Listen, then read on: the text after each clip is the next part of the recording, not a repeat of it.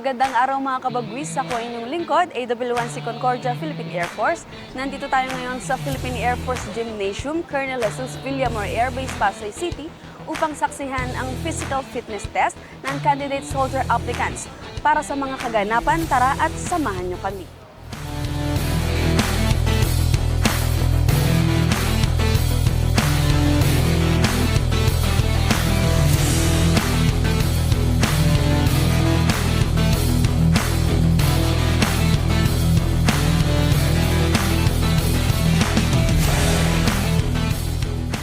At ngayon makakasama natin si Major Vargas ng Air Force Special Services Group upang i-share naman sa atin kung ano nga ba ang kahalaga ng PFT sa ating mga aplikante. Ang PFT po natin ay ito po yung assessment na itetest yung strength, flexibility, endurance at saka stamina.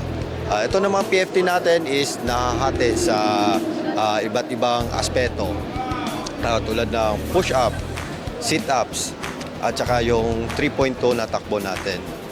Sa push-up natin na may 2 minutes and sa sit-up na 2 minutes. Then sa takbo naman natin na sinusukat niya yung 3.2.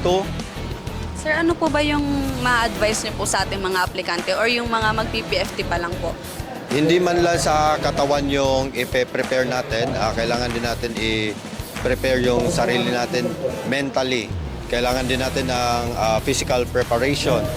So, i-practice din natin yung mga push-up, sit-ups. Huwag nating i-limit yung sarili natin sa 2 minutes lang na push-up or sit-ups. Kailangan natin mag-exceed.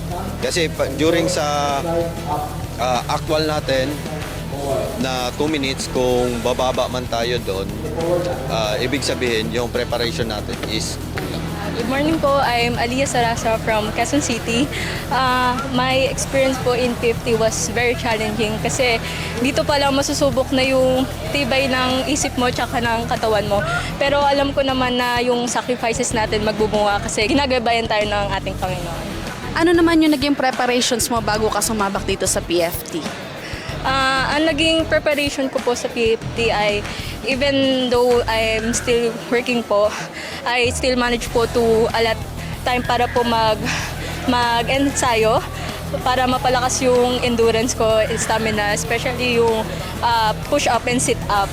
Kasi kahit mahirap, lumalaban ako para sa pangarap ko, sa pamilya, at para makapag-serve sa ating country in the future. Maraming salamat sa patuloy na pagsubaybay. Para sa karagdagang impormasyon, maaari niyong bisitahin at i-follow at i-like ang aming official Facebook pages, ang Philippine Air Force at ang Philippine Air Force Civil Military Operations Group. Muli ako inyong lingkod, AW1 si Concordia, Philippine Air Force.